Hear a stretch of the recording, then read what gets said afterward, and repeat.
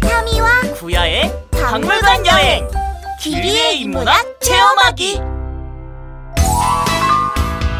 박물관이란 무엇일까요?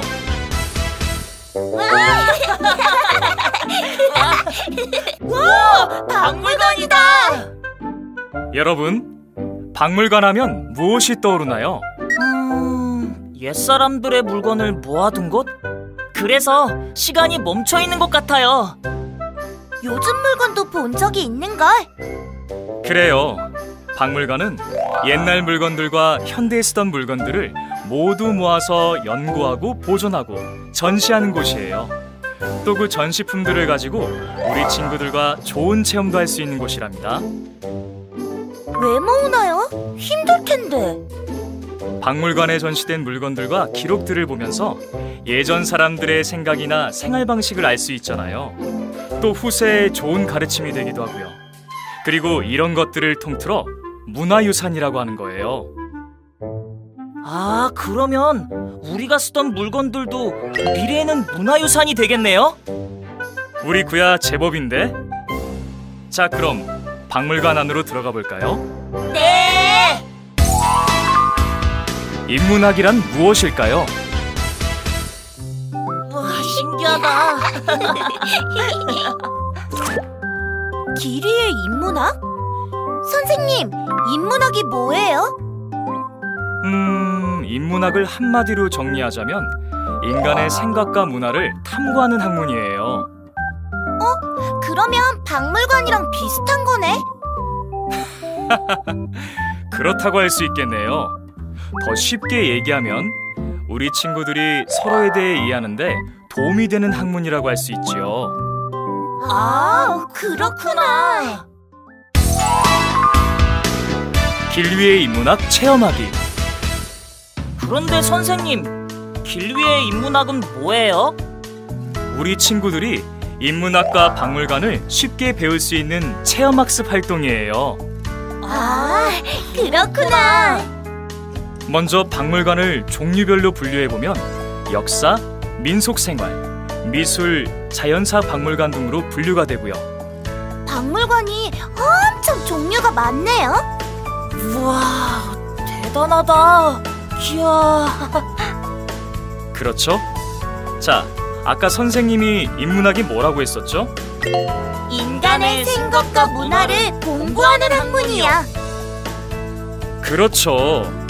인류 역사를 모아놓은 박물관에서 인간에 대해 공부하는 것, 그게 길 위의 인문학이에요. 자, 그럼 친구들, 박물관에서 인문학을 한번 배워볼까요? 우선 그 전에 박물관에서 지켜야 할 것들이 무엇이 있는지 알아볼까요? 네! 박물관 관람을 위한 안전수칙.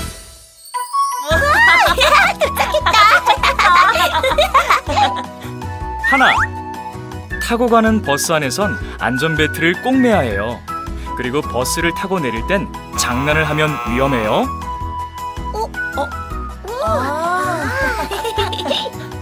둘, 박물관 활동을 할 때에는 언제나 초록색 비상대피로는 어디 있는지 먼저 확인하세요.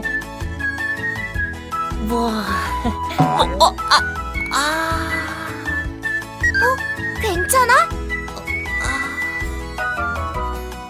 그런데 선생님, 박물관에서 넘어져서 상처가 나거나 아프면 어떡하죠?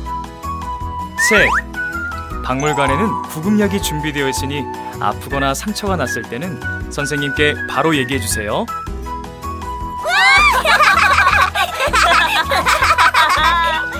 넷, 박물관 안에서는 뛰거나 떠들지 않아요. 네. 와, 이 보상 나랑 똑같이 생겼다. 만져봐, 만져봐. 다섯, 전시물들은 만지지 않아요. 많은 사람들이 관람할 수 있게 소중히. 네, 선생님. 요, 나도 찍어줘. 하나, 둘, 셋. 야! 이거 이쁘다. 이것도 찍자. 앞에서 봐. 알았어. 여섯, 사진은 찍을 수 있는 곳에서만 찍어야 해요. 네. 배고프다. 나도. 뭐 먹을 거 없나? 짜장면 시키신 분! 7. 전시실내 음식물 반입은 안 돼요. 약속 지킬 수 있죠? 그러면 재미나는 박물관 관람이 될 거예요. 자, 그럼 길 위의 인문학 수업을 시작해볼까요? 네. 재밌겠다. 완전.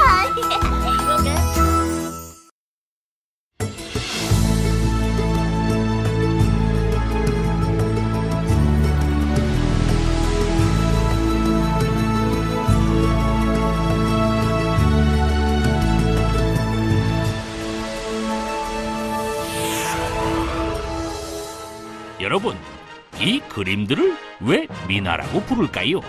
몰라. 민화라는 이름은 백성민자의 그림 화자로 이루어져 있어요.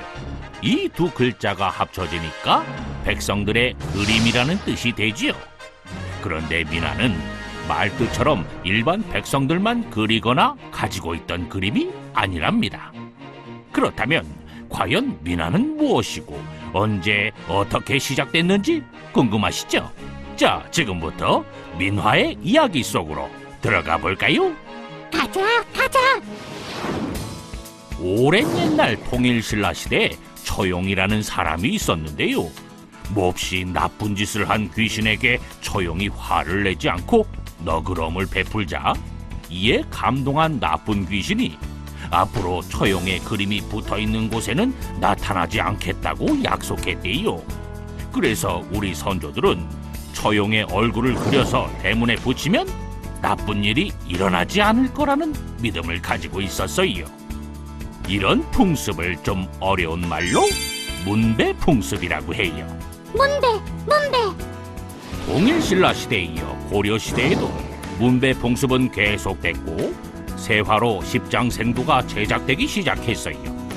세화는 새해를 맞이한 것을 축하하며 좋은 일만 생기고 나쁜 일은 일어나지 말라고 그린 그림을 의미한답니다. 세화. 자, 이제 조선시대로 가볼까요? 조선시대에는 세화의 종류가 매우 다양해졌어요.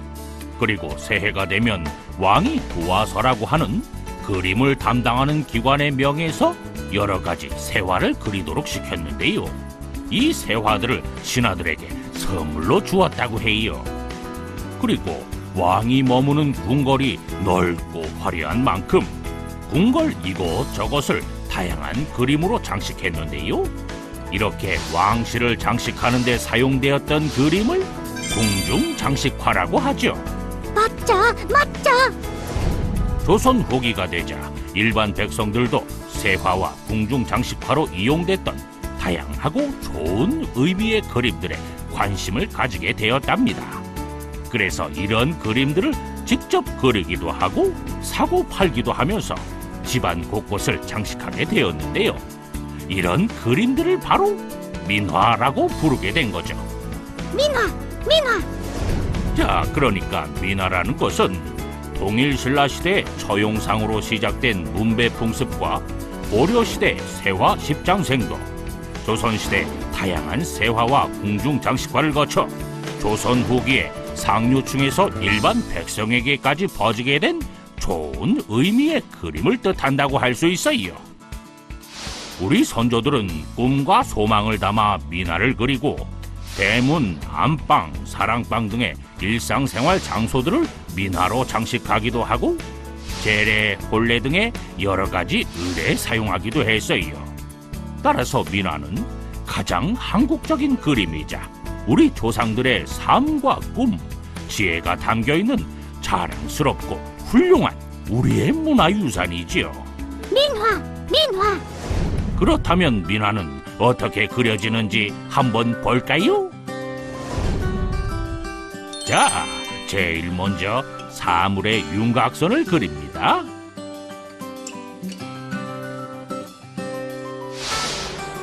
그 후에 넓적붓으로 바탕색을 칠하지요.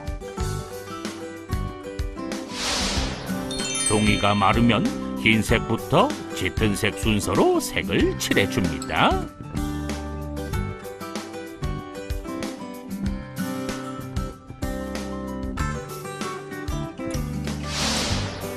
다음으로 색을 덧칠하여 명암을 줍니다.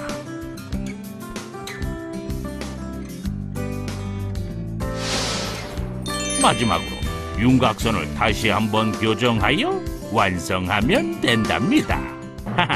어때요? 멋있죠? 멋져, 멋져. 안녕. 안녕, 안녕.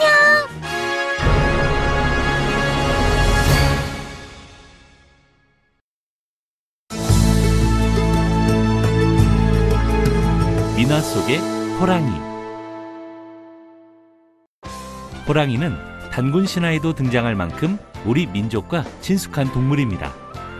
호랑이와 관련된 민화로는 자코도를 비롯하여 군호도, 호렵도, 호피도, 이묘 봉인도, 산신도 등이 있습니다. 우선 자코도를 살펴보면 까치, 호랑이, 그리고 소나무가 등장하는데요. 까치는 좋은 소식을 전해준다 하여 희보, 호랑이는 애군과 잡기를 막아준다는 벽사, 그리고 소나무는 인월, 곧 음력 정월달의 의미를 가집니다. 따라서 이 세 가지 물상을 담은 자코도는 새해를 맞이하여 애군과 잡기를 내쫓고 좋은 소식을 불러오라는 바람을 담은 그림이죠. 군호도는 주로 멋들어지게 구부러진 노송 아래 호랑이나 표범이 무리지어 있는 광경을 담은 그림입니다. 호복 차림의 오랑캐들이 호랑이를 사냥하는 장면을 그린 호렵도와 더불어 무관들이 주로 군사시설이나 거처를 장식하는 데 사용했습니다. 동물 중에 가장 용맹하다고 알려진 호랑이를 여러 마리 그려놓음으로써 그 그림으로 집안을 장식한 무관들도 호랑이만큼이나 자신들이 용맹함을 과시한 그림으로 볼 수 있습니다.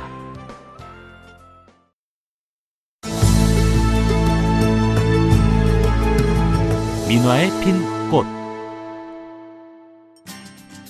꽃이나 풀이 등장하는 민화는 꽃이 줄을 이루는 화해도와 꽃과 새가 함께 그려진 화조도, 꽃이나 풀, 나비 등의 곤충과 함께 어우러진 초충도 등이 있습니다. 화해도에는 다양한 꽃이 등장하는데 모란과 연꽃이 줄을 이룹니다. 이외에도 국화, 장미 등이 소재로 사용됐습니다. 화해도는 등장하는 꽃의 종류마다 각각의 상징성을 가지고 있는데요.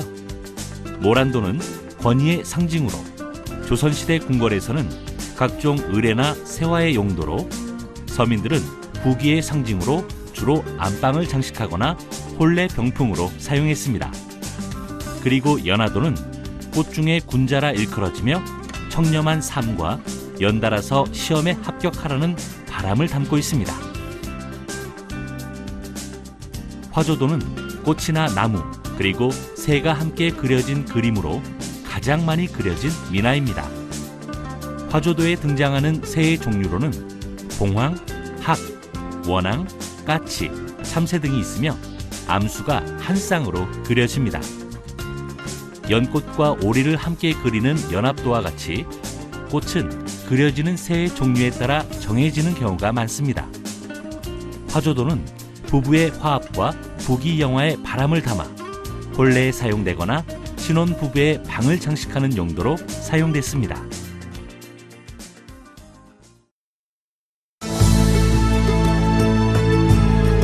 민화 속의 선비의 꿈. 조선시대의 우리 선조들은 많은 책을 읽어 유교의 덕목을 배우고 이를 일생에 걸쳐 지키는 것을 삶의 큰 목표로 삼았습니다. 이러한 선비들의 꿈이 민화에 담긴 것이 바로 문자도와 책가도입니다. 문자도는 문자와 그에 해당되는 고사, 신화, 민담 등을 상징하는 물상이 함께 그려진 그림입니다. 중국을 포함한 한자 문화권에서는 복이나 장수의 기원을 담고 있는 길상적 문자도를 선호했지만 우리나라에서는 길상적 의미의 백수, 백복도 이외에도 효, 재, 충, 신, 예, 의, 염, 치 등 8가지 유교의 덕목을 담은 효제 문자도가 성행했습니다. 이러한 문자도는 주로 병풍으로 제작돼 선비의 방을 장식하거나 제례를 비롯한 다양한 행사에 활용됐습니다. 책가도는 책과 문방구, 도자기 등의 다양한 기물이 그려진 그림으로 우리나라에서는 18세기 말 정조대왕 연간에 그려지기 시작했습니다. 민화 책가도는 앞부분을 작게, 뒷부분을 크게 그리는 역원근법이 특징적이며 많은 책을 곁에 두고 읽고 싶어하던 염원과 학문 숭상의 뜻을 담아 주로 선비들의 사랑방을 장식하는 데 사용됐습니다.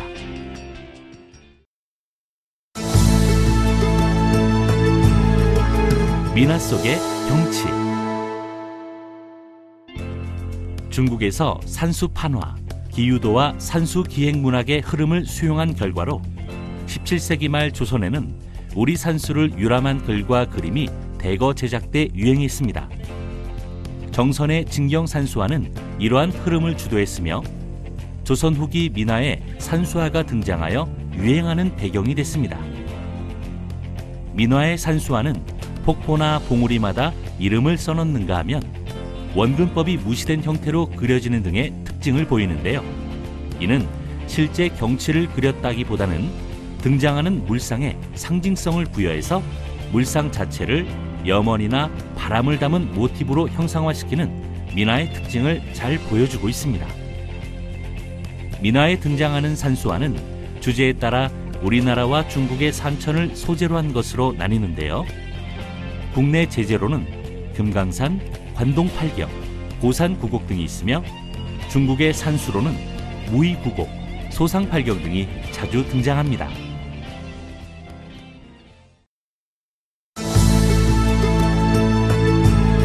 민화 속의 옛 이야기. 민화 속의 제재는 주로 길상적인 또는 벽사적인 소망을 드러내거나 신화, 소설, 민담, 고사 등 옛 이야기의 중요 장면을 그려 지혜와 교훈을 전달하는데요. 옛 이야기를 담고 있는 가장 대표적인 경우가 바로 설화도와 고사 인물도입니다. 설화도는 신화, 소설, 민담 등의 내용을 그린 그림이며 이야기의 줄거리 전체를 표현하기보다는 주요 장면을 그려서 보는 이로 하여금 그 이야기를 눈치챌 수 있도록 주로 8폭 등의 병풍으로 제작됐습니다. 설화도에는 삼국지 연희도, 구운몽도, 서유기도, 효행도 등이 있으며 민화의 장식적 기능 외에도 문맹률이 높았던 당시 상황에서 문자를 대신해 유교의 덕목과 교육적이거나 교훈적인 메시지를 전달하는 역할을 담당했습니다. 고사 인물도는 주로 우리나라와 중국의 역사상 중요한 인물에 관련된 이야기의 장면들을 그린 그림입니다. 또한 표현되는 인물의 삶을 통해 교훈을 전달하는 것을 목적으로 그려졌습니다. 그 제재로는 제갈량을 3번 찾아간 유비의 이야기를 담은 삼고초려도, 후에 제나라의 왕이 되었던 강태공이 위수에서 낚시하는 장면을 그린 강태공 조어도, 당나라의 한산과 습득의 이야기를 담은 한산습득도, 속진을 피해 중림에 모여 검은고와 술로 세월을 보낸 7현자에 관한 중림칠연도 등이 있습니다.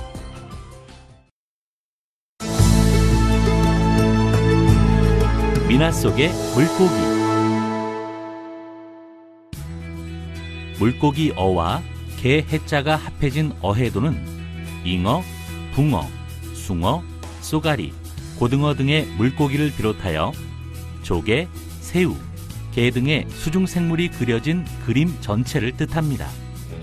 어해도에 포함되는 그림으로는 등용문의 고사를 담은 어변 성령도, 3마리의 물고기가 그려진 삼여도, 쏘가리를 소재로 하는 거러도, 100마리에 가까운 물고기가 등장하는 백어도, 그리고 새우와 조개가 함께 그려진 하합도 등이 있습니다.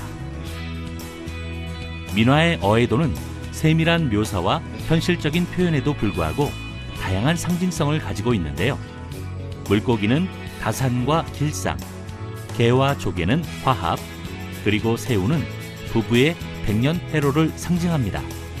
따라서 어해도는 부부가 아이를 많이 낳고 서로 화합하며 백년해로하라는 의미를 담아 주로 병풍으로 제작되어 부부의 방을 장식하는 용도로 사용됐습니다. 한편 어변 성령도는 뛰어오르는 잉어, 중앙의 여의주, 상단의 태양으로 구성되며 물고기가 변하여 용이 되는 과정을 보여주고 있습니다. 잉어는 학문에 정진하는 선비를, 여의주는 과거 급제, 그리고 태양은 임금을 상징합니다. 따라서 어변성룡도는 등용문의 고사를 표현한 그림으로서 시험 합격과 입신 출세에 대한 선조들의 바람을 담고 있습니다. 안녕하세요. 한국민화뮤지엄 학예사 박한나입니다. 지금부터 미나 체험을 시작해 볼 텐데요. 제가 언패킹부터 채색하는 것까지 보여드릴 거예요. 보시고 따라하시면 되겠습니다.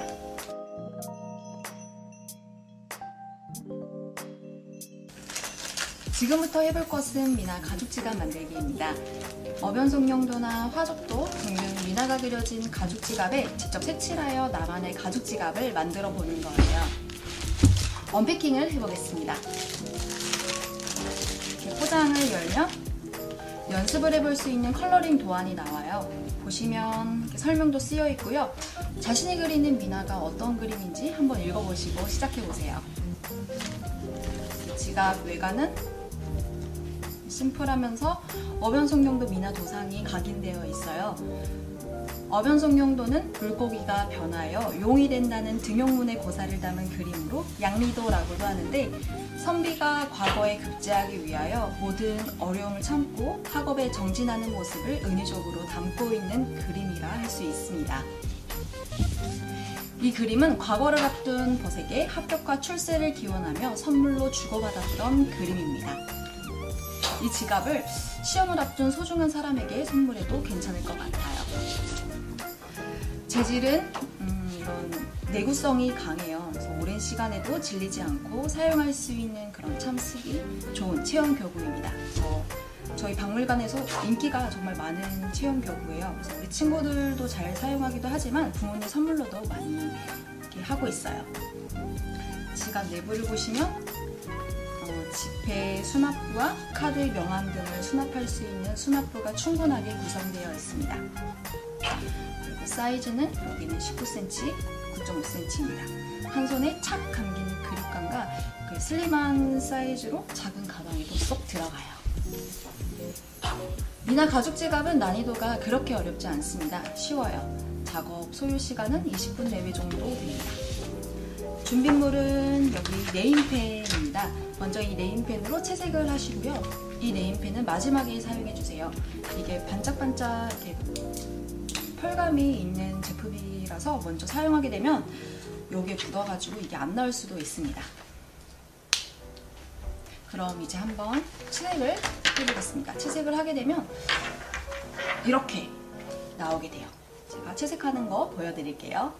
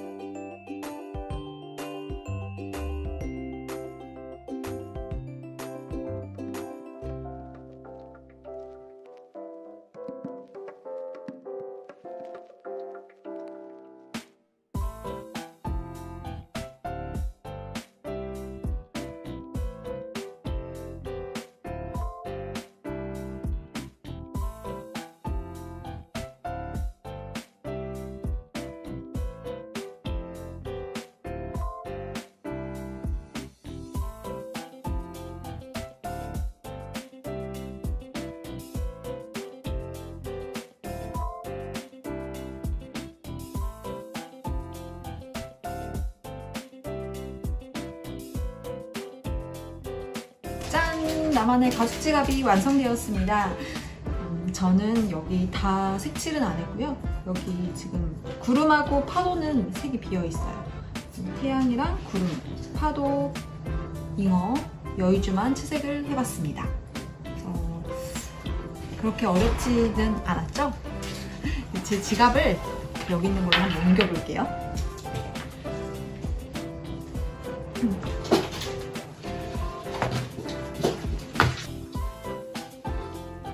지폐도 꺼내서 지폐 수납부에 한번 넣어 볼게요.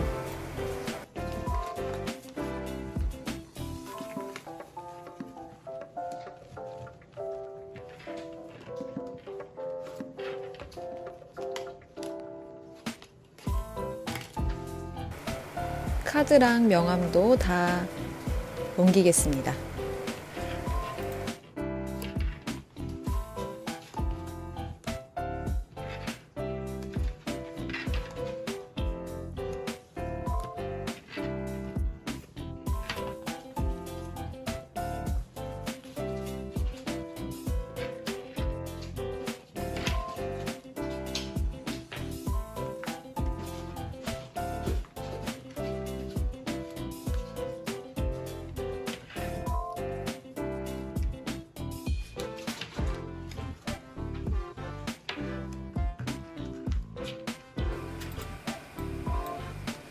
짠! 나만의 미나 가죽 지갑이 완성됐습니다.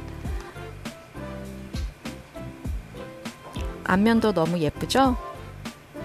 여러분들도 미나 가죽 지갑 잘 활용해 보세요.